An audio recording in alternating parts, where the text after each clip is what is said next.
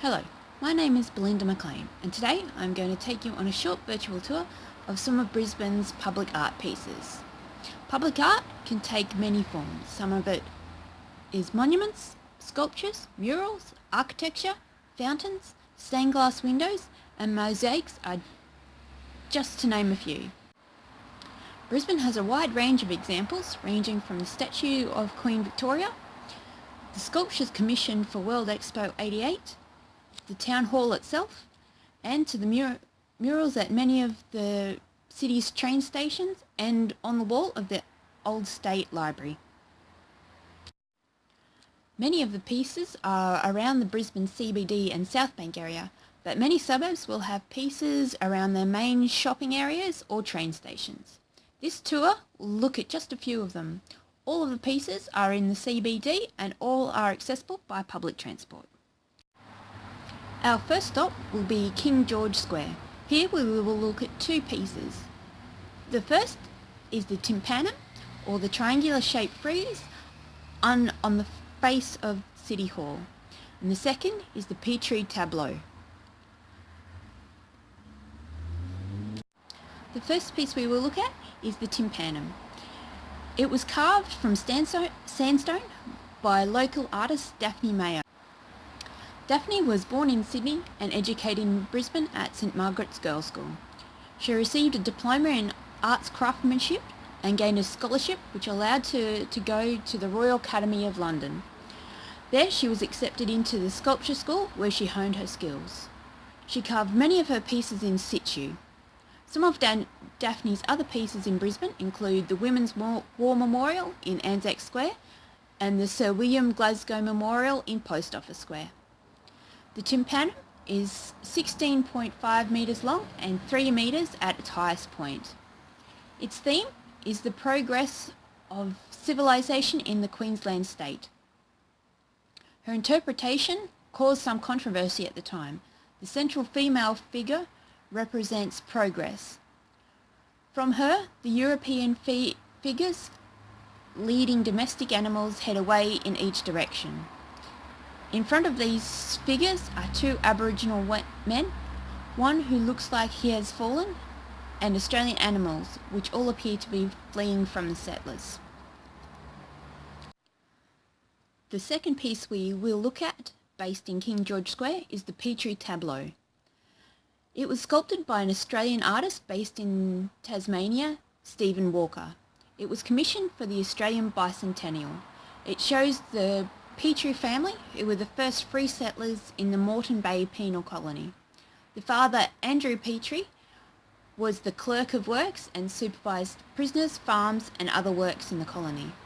The family stayed on after the colony was closed, and both Andrew, the figure mounted on the horse, and his son John, the figure holding the horse's reins, and who later became the first Lord Mayor of Brisbane, were intrepid explorers of southeast Queensland. The younger son, Tom, had many playmates amongst the local Aboriginal children. This is represented by the three young boys sitting on the edge of the plinth amongst the river reeds. Tom's daughter later published a book called Tom Petrie's Reminiscences of Early Queensland, based on his diaries recording his times and experiences in early Queensland, including his time spent with the local Aboriginal families. Our next stop is at the top of Queen Street in front of the MacArthur Building. This sculpture is called The Dialogue.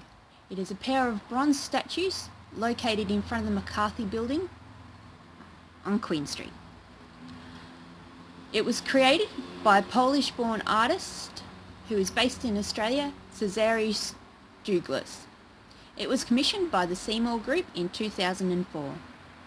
Other works of his on show in Brisbane are the bas-relief sculpture on Mary Street.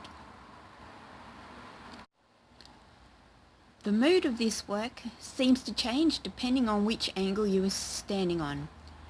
On some angles they appear to be in close conversation, on others The male figure sits disinterested and the female figure shying away from him.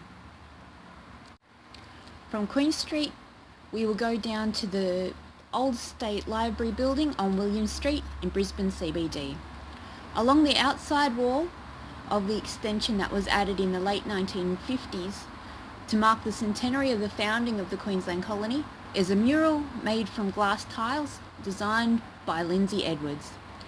There was a national competition to find a design that provided a humanising enrichment to the building's simple form. The artist described the piece as a non-literal subject, but one that suggested basic, primitive, organic forms belonging to no particular age and indicating growth and development. Within 12 months, some of the glass tiles had begun to come off and needed to be repaired. This piece and other public art that was commissioned at this time showed a shift away from the traditional figurative forms to more abstract forms that were becoming popular in art in general. Well, that concludes this virtual tour of just a few of Brisbane's pieces of public art. I encourage you to take a few moments to walk around your suburb, CBD or South Bank, and look around at the work on offer. Below, I have included links on information on Brisbane City Council's public art walking tours. Please feel free to leave a review on this presentation or comments on your favourite or least favourite pieces, or any thoughts you may have on public art below. Thank you for your time and happy art hunting.